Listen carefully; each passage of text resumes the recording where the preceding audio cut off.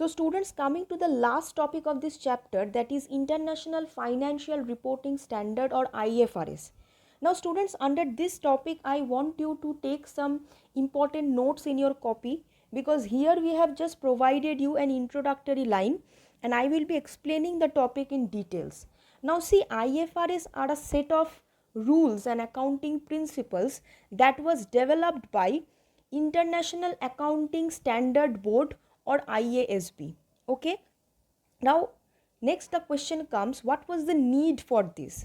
Now see students, in the last decade you have noticed that many foreign companies have invested a huge amount of capital in Indian companies, and similarly Indian companies have also invested in the foreign companies.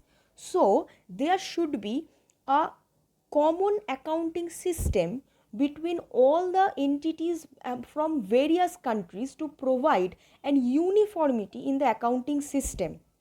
See, more than 120 countries like European Union, Australia, New Zealand, Russia, they have already adopted IFRS as a tool for financial reporting.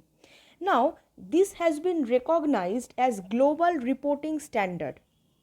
In India, the ICAI has released a concept paper on convergence with IFRS in India, detailing the strategy and the roadmap for convergence of presently followed Indian accounting standards.